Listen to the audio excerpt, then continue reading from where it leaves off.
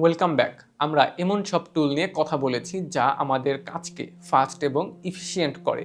কিন্তু কি হবে যদি তোমার কাজ হয় মানুষের কথা বলার গতি টাইপ করা? আজ আমরা কথা বলবো দ্য আলটিমেট স্পিড স্টারদের নিয়ে। তোমার ফিউচার ক্যারিয়ার পাথ যদি হয় নিউজ অ্যান্ড কারেন্ট অ্যাফেয়ার্স বা লাইভ ট্রান্সক্রিপশনের জগতে, তাহলে এই লেসনটি তোমার জন্য। সাধারণ টাইপিং স্পিড দিয়ে লাইভ স্পিচ ক্যাপচার করা প্রায় অসম্ভব। এর জন্য প্রয়োজন কিবোর্ড মাস্টারের ultimate level stenography. So how does it work? Stenography সাধারণত টাইপিং থেকে সম্পূর্ণ আলাদা। আমরা নর্মালি কিবোর্ডে একটা কি চেপে একটা লেটার টাইপ করি, কিন্তু স্টেনোগ্রাফিতে তুমি একসাথে মাল্টিপল কি চেপে পিওনিয়ার কর্ডের মতো করে একটা পুরো সিলেবল বা একটা শব্দ একবারে টাইপ করো। স্টেনোটাইপ মেশিনগুলোতে লেটারের বদলে ফনেটিক সাউন্ডের উপর ভিত্তি করে কি সাজানো থাকে।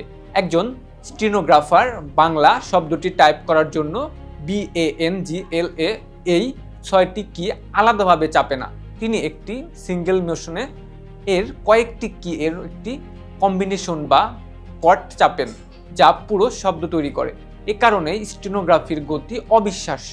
যেখানে একজন প্রফেশনাল টাইপিস্টের গতি 150 থেকে 180 WPM হতে পারে, সেখানে একজন ট্রেনার্ড স্টেনোগ্রাফার অনায়াসে 225 WPM ছাড়িয়ে যেতে পারেন, যা লাইভ স্পিচ ক্যাপচার করার জন্য জরুরি। So for home is this the best choice?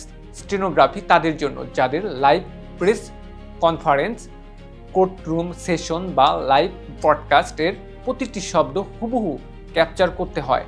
এইসব ক্ষেত্রে স্টেনোগ্রাফি শুধু একটি অপশন নয়, এটি একটি নেসেসিটি। তবে স্টেনোগ্রাফি শেখা একটি বিশাল কমিটমেন্ট। এটা একটা নতুন ভাষা এবং একটা মিউজিক্যাল ইনস্ট্রুমেন্ট একসাথে শেখার মতো।